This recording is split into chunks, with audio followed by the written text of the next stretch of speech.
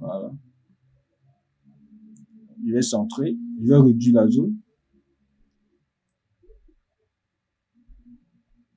Voilà. Bon. C'est bon comme ça. Voilà. Une fois on fait ça, qu'est-ce qu'il fait? Il sélectionne les deux. Il vient centrer comme ça. OK. Une fois c'est OK. Il sélectionne les deux. Il met ça dans un groupe en faisant CTRL J. Ensuite, on va faire ce qu'on appelle, disons, on va porter du contenu au test. Voilà, le body. On va mettre le test. Donc là, je prends mon petit test. Il trace une zone à partir de l'alignement qui est là. Donc quand il active, à partir de l'alignement qui est là, une zone comme ça, voilà. À partir de l'alignement qui est là, voilà. Voilà, ici je vais mettre ça en noir, comme ça. OK. Maintenant ici même, vous voyez que c'est pas justifié. Donc je reprends, il vient là. Il vient pousser ça un peu, voilà, comme ça. Voilà. Même au niveau du logo, il fait, voilà, ouais, voilà, comme ça c'est bon.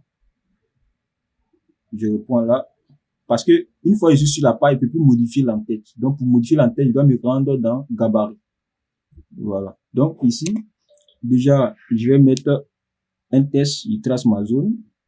Je vais mettre par exemple description, voilà, description, voilà, il met description. Je sélectionne, je vais prendre maintenant l'entête et la police, pardon.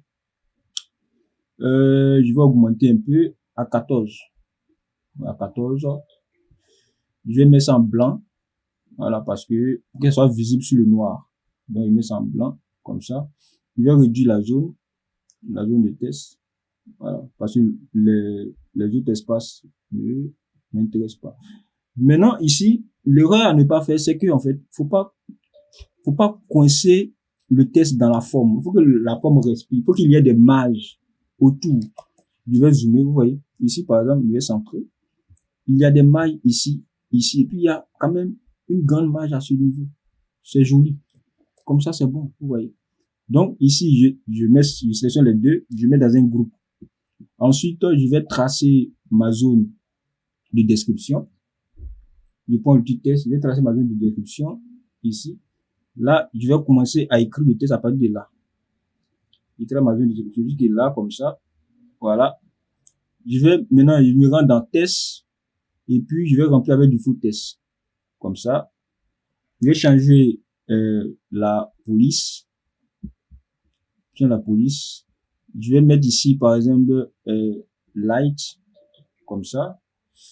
Et puis, je vais réduire un peu. Voilà. Parce que si on dit erreur, ça veut dire la zone qui est tracée ne peut pas contenir le test. Donc, il faut que je corrige ça rapidement. Voilà. Là, il n'y a plus d'erreur, vous voyez. Donc, voilà. Voilà. Si, par exemple, je vais voir, si je mets ça ici, je vais voir quelque chose, à quoi ça sera ressemblé. Voilà. Ici, je vais augmenter un peu. Voilà, comme ça. Vous voyez que déjà, il y a capsule. À ce niveau, il y a capsule. Donc, la lecture sera difficile. Donc, voilà, comme ça, c'est joli. Vous voyez. Donc, ici, dès qu'on finit, je vais centrer les deux. Je sélectionne les deux. Je mets ça dans un groupe. Je fais CTRL-C, CTRL-V pour copier. Vous voyez. Donc, ici, on va changer juste le nom. On va mettre domaine d'application. Voilà, domaine d'application.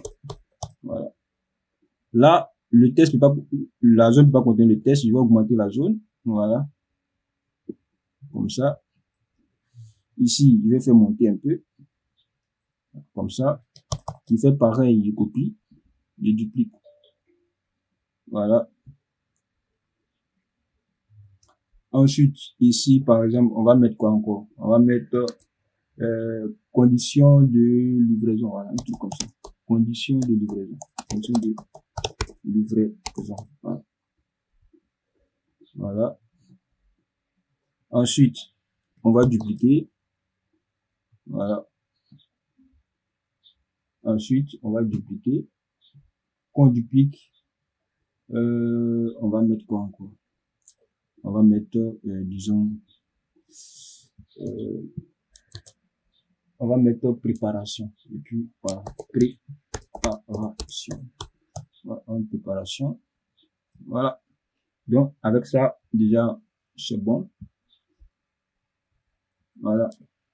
Donc, déjà, voici un modèle de fiche technique qu'on vient de faire et tout. Mais ça peut ne pas être fiche technique, on peut l'adapter, par exemple. On peut dire, ça peut être, comment on appelle ça, une fiche de conditions, une fiche d'inscription, voilà, pour les étapes pour l'inscription, etc.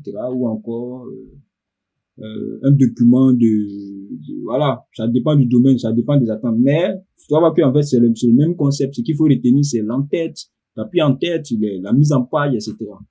Donc, quand je finis, qu'est-ce que je fais? Je vais faire le rendu. Donc, pour faire le rendu, c'est pareil comme ce qu'on vient de faire au premier.